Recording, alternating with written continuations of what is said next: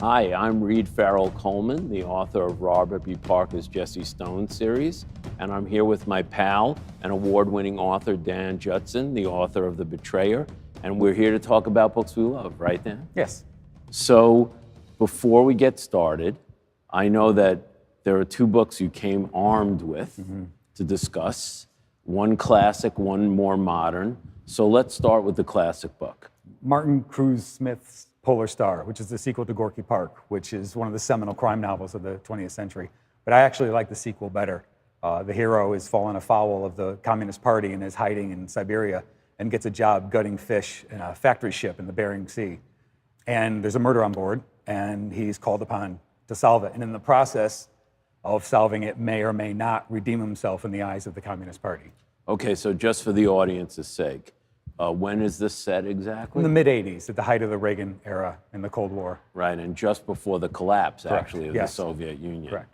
There's a lot going on this ship, other than Renko gutting fish in the keel. So what's going on, really? The book begins as a crime novel, and gradually you begin to realize that it's a spy thriller, and there's more going on than just the murdered girl that Renko is investigating.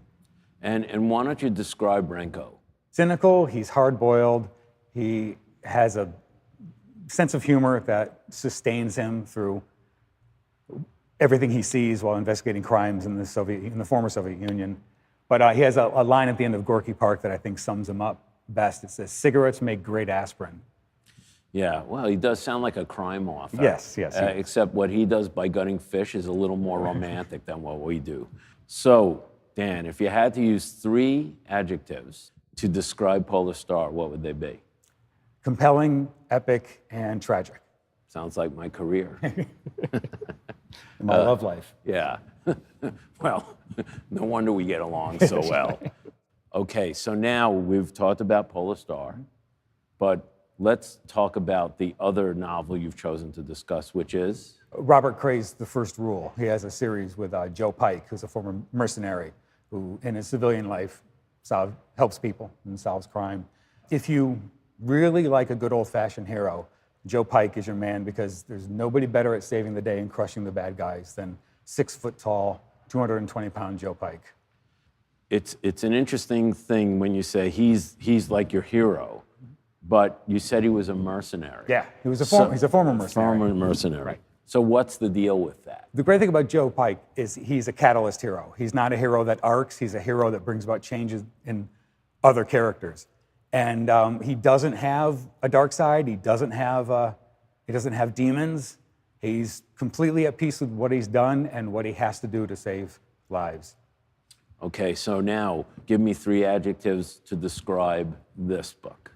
Fast-paced, satisfying, and actually touching. Touching? Now, see, that's unexpected. Yes. That's unexpected. He saves a child at one point, and to actually see Joe Pike change diapers is actually kind of amusing. So Reed, Turnabout is fair play. Do you have a classic novel you'd like to recommend? I have many, but I suppose the one I would name is The Long Goodbye by Raymond Chandler, because it's why I do what I do. That book literally inspired me to give up normal, everyday, good-paying, I might add, job with a company car and an expense account. It's a mistake we've all made. Right, Yes. to write. And so just on that basis alone, I would recommend it. The thing that is rarely talked about is it's really an unrequited love story between the classic detective Philip Marlowe and a man named Terry, who Marlowe meets because he's going to a club and Terry falls out of a car drunk. And they develop this really close friendship. And it's really like a best friend, unrequited love story. That's I fascinating. love it. I love it. If you could pick 3 adjectives that would best describe the book, what would they be?